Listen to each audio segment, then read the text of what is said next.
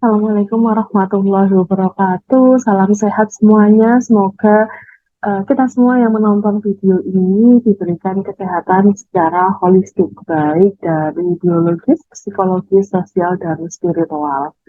Oke, pada kesempatan kali ini kita akan membahas terkait lengkung refleks dan apakah lengkung refleks itu. Jadi materi ini akan dibahas kurang lebih dengan 17 slide dan ada beberapa video untuk memudahkan imajinasi bagaimana refleks tersebut bisa terjadi. Padahal kalau kita berefleks sendiri itu sangat cepat responnya. Ternyata di dalam kecepatan respon refleks kita itu ada perjalanan yang sangat panjang kita tempuh sampai dengan terjadi refleks. Oke, silakan simak materi Lengkung Refleks ini. Pada topik lengkung refleks kita akan membahas introduce, kemudian refleks itu sendiri, reflect acts, kemudian example of reflex. Jadi kita akan membahas 4 topik ini pada kesempatan kali ini. Kita mulai dulu di introduce, di mana memang uh, tubuh kita itu selalu mempertahankan homeostasisnya. Jadi dipertahankan agar tetap stabil. Di mana memang homeostasis itu diperlukan oleh tubuh supaya memang kondisinya itu berjalan dengan baik di dalam internal tubuh. Dipertahankan dari apa sih?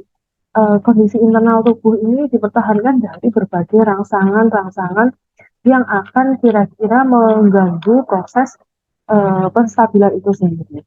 Itu yang dinamakan dengan homeostasis. Kenapa sih kita membahas homeostasis terlebih dahulu dalam lengkung refleks? Karena memang bagian atau bentuk mempertahankan homeostasis itu adalah salah satunya dengan refleks. Nah, pada poin pertama itu bagaimana tubuh menghilangkan tubuh dari rangsang yang menyakitkan yang dapat menyebabkan kerusakan jaringan. Contohnya tersetrum. Ketika kita tersetrum, otomatis kita langsung menarik respon tangan atau kaki kita yang tersetrum. Supaya apa? Supaya tidak ada kerusakan jaringan. Ada luka bakar. Sama halnya dengan pada saat kita memasak. Kemudian tidak sengaja tangan kita itu adalah memegang wajan yang panas. Otomatis respon tubuh kita menarik. Itu adalah refleks. Supaya apa? Tidak ada kerusakan jaringan dan mempertahankan dari homeostasis di tubuh kita. Kemudian yang kedua adalah mencegah tubuh jatuh dan bergerak secara tiba-tiba. Itu adalah refleks. Kemudian mempertahankan tekanan darah, laju pernafasan, asupan air, karbon dioksida di dalam darah, kemudian menguap. Nah, itu adalah proses refleks. Sama halnya untuk tubuh melindungi diri kita dari berbagai iritasi. Refleks batuk, kemudian bersin, dan muntah itu merupakan salah satu bentuk pertahanan tubuh kita untuk menjalankan kestabilan sehingga tubuh kita itu homeostasis. Nah, refleks-refleks itulah dihasilkan oleh tubuh kita. Nah, bagaimana kita tidak harus bersyukur, Bapak Ibu. Kita harus bersyukur dengan refleks itu yang perjalanannya cukup panjang, bisa membuat diri kita itu stabil. Nah, mulai tadi perjalanan panjang pasti sebenarnya yang terjadi di lengkung refleks, sabar, tunggu sebentar. Ya. Uh, Sebelumnya kita akan membahas terkait refleks. Jadi refleks adalah respon otomatis dan tidak disengaja. Itu respon otomatis tubuh kita karena tubuh kita terdiri dari neuron-neuron atau serabut-serabut saraf. Jadi di dalam tubuh kita pada pembahasan lalu itu ada kurang lebih 86 miliar sel saraf atau neuron sehingga kita ini sebenarnya makhluk listrik. Jadi ketika ada refleks, ketika ada rangsang, kita otomatis berefleks yang tidak disengaja. Nah, refleks itu diperlukan untuk apa? Untuk bertahan hidup. Itu salah satu bentuk dari refleks. Refleks sendiri memang menjadi respon terhadap stimulus atau umpan tadi. di internal di dalam tubuh kita terhadap stimulus yang ada di luar tubuh kita. Oke, ketika kita melihat gambar ini, kira-kira apa sih yang terjadi kalau kaki kita akan menginjak pin-pin ini yang ada benda tajamnya? Kita akan bereaksi tentunya kan ya. Nah, kalau kita melihat seperti ini, kita akan memikirkan apa ya yang kira-kira nanti akan terjadi. Itu kita masih akan memikir. Tetapi kalau kita apa namanya itu dia langsung terkena, itu langsung berespon. Kita akan mengungkapkan, aduh, aduh, dan lain sebagainya. Nah, respon inilah tergantung dari apa? Tergantung dari ras, suku, budayanya juga.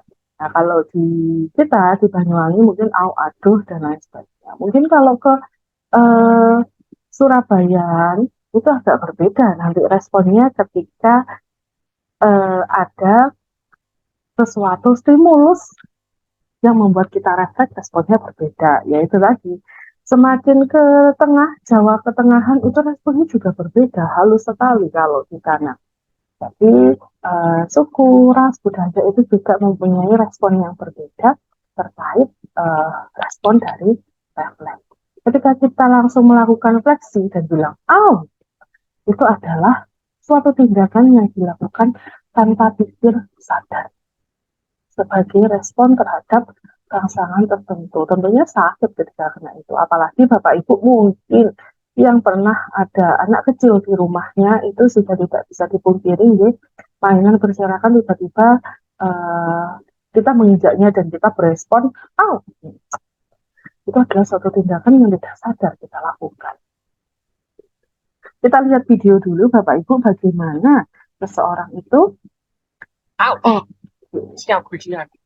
Ketika kita tidak sengaja untuk menyentuh benda yang panas, kita akan berespon, seperti itu. Hal itu, kenapa terjadi? Itu adalah refleks. Refleks sama sekali tidak melibatkan otak. Refleks itu tidak melibatkan otak. Yang dilibatkan hanya medula spinalis. Otak sama sekali tidak terlibat ketika kita melakukan refleks tangan kita menghindar, itu tidak ada kaitannya dengan otak. Itu benar-benar murni dari refleks di medula spinalis. Nanti kita jalan-jalan. Jadi kalau di otak itu memang mengkoordinasikan respon sukarela terhadap rangsang sensorik, merespon secara sukarela. Kemudian kalau otak juga membantu perilaku yang kompleks seperti kita rutinitas menari, kalau bekerja atau memecahkan matematika. Kalau di Indonesia masih tuh perawat berkecimpung untuk memecahkan matematika ketika apa namanya pasien pulang dari rumah sakit, itu perawat mulai hitung-hitungan rinciannya pasiennya gitu. Itu bagian dari otak. Kemudian berisi miliaran neuron yang saling berhubungan. Mengizinkan untuk memproses dan mengkoordinasikan informasi yang kompleks. Ini adalah tugas dari otak. Bagaimana dengan tugas medula spinalis? Gitu.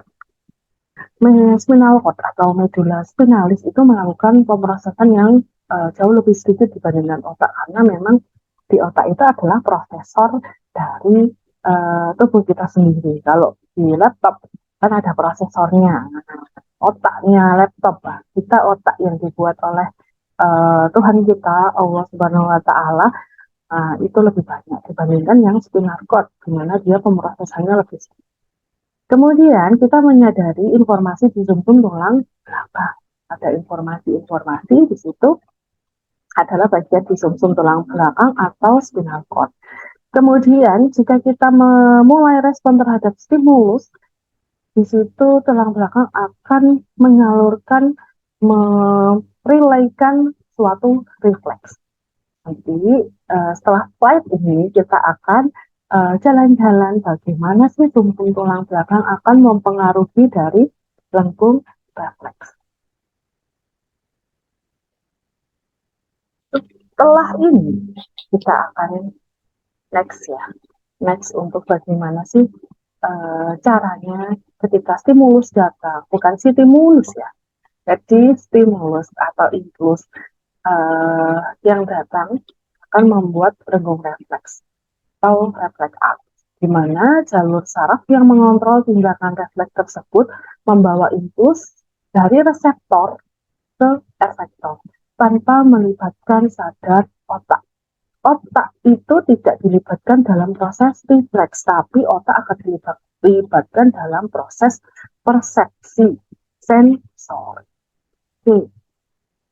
Ketika ada stimulus, coba diingat tadi videonya ya Bapak Ibu, ada stimulus di mana contoh tangan kita terkena wajan yang panas, itu namanya stimulus, sehingga kita diteruskan ke reseptor kita. Reseptor kita itu adalah neuron yang ada di tubuh kita. Kemudian dari neuron itu kita ke efektor. Efektor kita adalah di muskuloskeletal kita.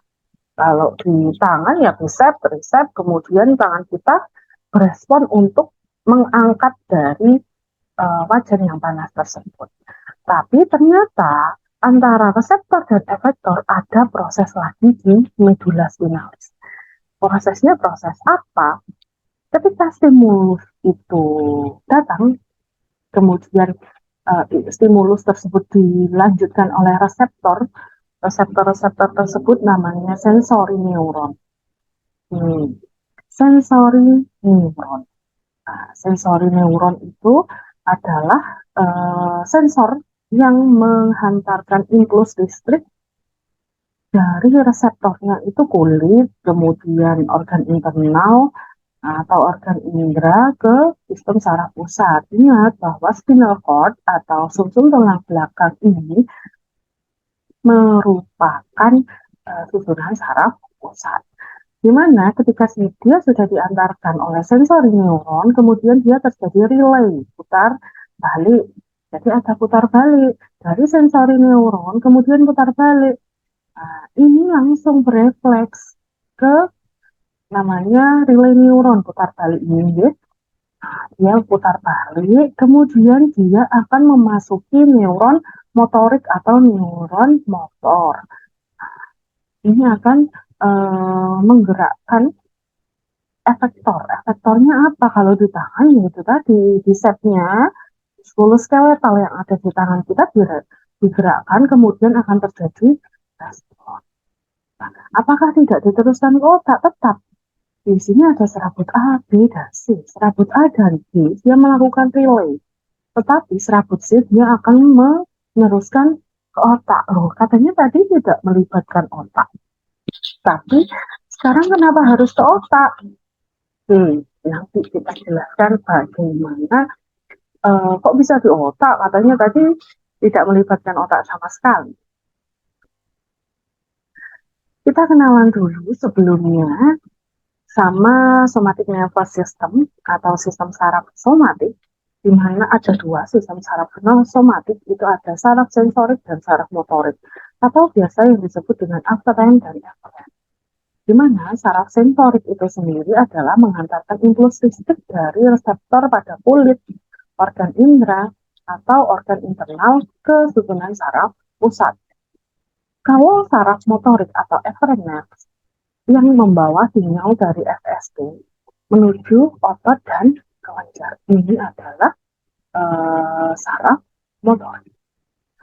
Setelah ini kita akan melihat video bagaimana sih proses terjadinya refleks itu sendiri.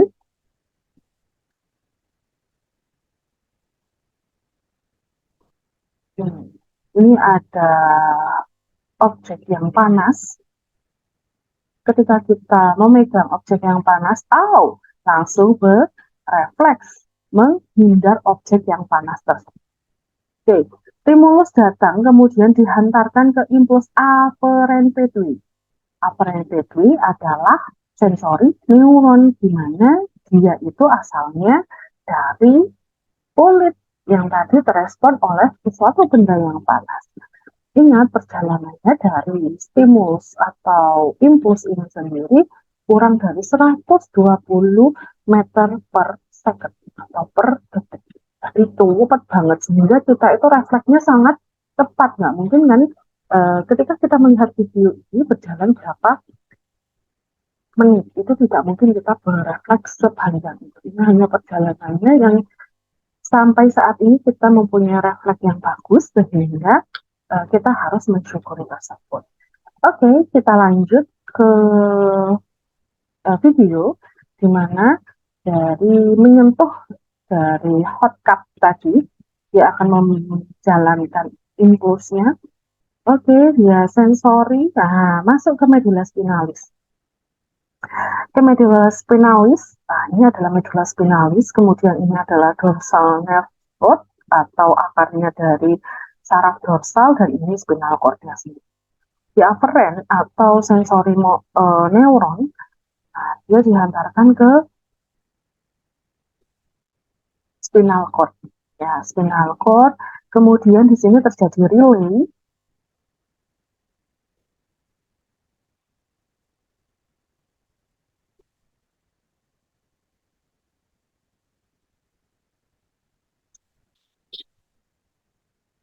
Relay, dia putar balik dan dia langsung masuk ke saraf efferent atau motorik neuron. Nah, di mana motorik neuron ini akan menstimulasi, membangkit kelistrikan yang ada di lengan atas, lengan bawah, muskulus skeletalnya, sehingga kita berefleks out. Jadi ada siklus relay atau putar balik. Hal tersebutlah ada refleks yang namanya lengkung refleks atau refleks arts. Banyak sebenarnya refleks arts itu sendiri tidak hanya dalam bentuk lengan saja.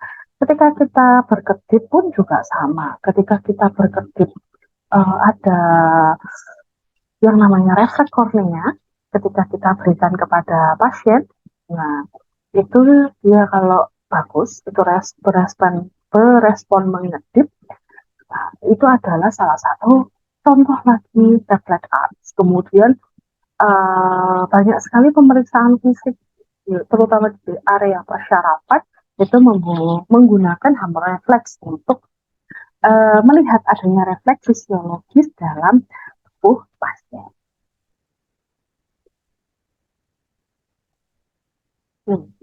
Berdasarkan video sebelumnya bahwa memang komponen dasar lengkung refleks itu ada 6. Yang pertama respon sensorik, di mana respon sensorik itu saraf atau jaringan khusus yang terletak di ujung neuron sensorik yang merupakan struktur pertama yang merespon rangsang. Kemudian neuron sensorik. Neuron sensorik ini ujungnya, ini adalah reseptornya. Jadi reseptornya ini kulit, organ, dan indera. Seperti kalau video sebelumnya, reseptor sensoriknya itu adalah di kulit. Kemudian yang kedua adalah spinal cord. Setelah dijalankan oleh reseptor sensorik atau afferent atau sensori neuron, itu disampaikan ke spinal cord dan brain, kemudian diputar balik ke neuron motorik. Nah, neuron motorik ini dia mereseptor motorik yang ada di muskulus skeletal dan kelenjar endokrin.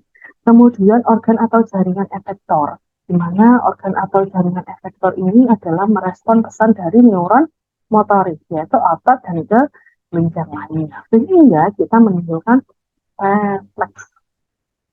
Itulah yang terjadi ketika refleks. Harus ada 6 komponen tersebut di dalam melakukan refleks. Oke, ini kita ke gambar ke visualnya. Tadi kan audio visual ya, jadi video. Sekarang kita ke visualnya. Gimana? Ketika kita menyentuh benda yang panas, tangan kita ujung dari jalur afferent, yaitu reseptor nyeri di jari tangan, dia kelistrikannya jalan menuju ke jalur afferent, kemudian atau sensori neuron, kemudian di sini ada serabut saraf A, B, dan C. Di mana A dan B dia langsung relay ke jalur eferen atau motorik neuron, sedangkan jalur C dia harus masuk ke dalam otak, jalur ascending ke otak. Oke, ini terus dilanjutkan ke neuron motorik atau jalur eferen, kemudian terjadilah efektor di mana bicep, flexor, dan berkontraksi, sehingga dia berespon menarik tangan. Nah, inilah yang terjadi. Bagaimana proses peristiwa-peristiwa yang ada di otak? Otak itu tetap disalurkan untuk mempersepsikan ini tadi apa ya? Oh, saya tadi adalah megang wajan yang panas. Coba diingat-ingat kembali Bapak Ibu. Ketika kita memegang wajan yang panas dan tidak benda yang tajam, itu kayak hilang kesadarannya, tiba-tiba sakit dan kita, saya kenapa ya? Kita bertanya-tanya.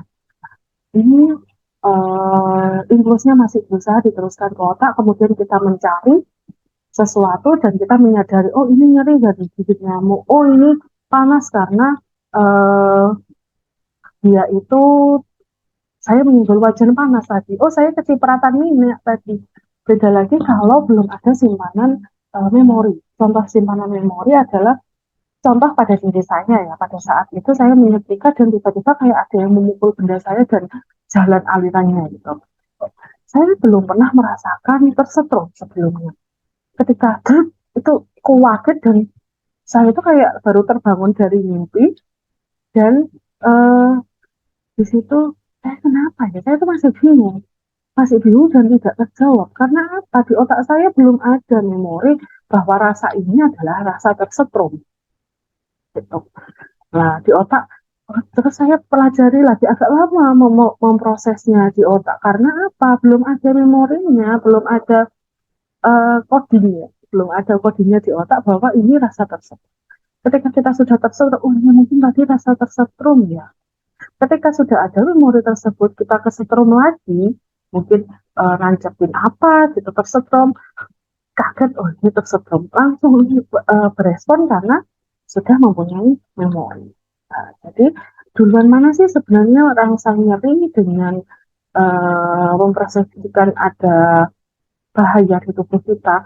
Ya lebih dulu rangsang. Ketika kita berangsang langsung kita berespon. Nah, kemudian baru mempersepsikan.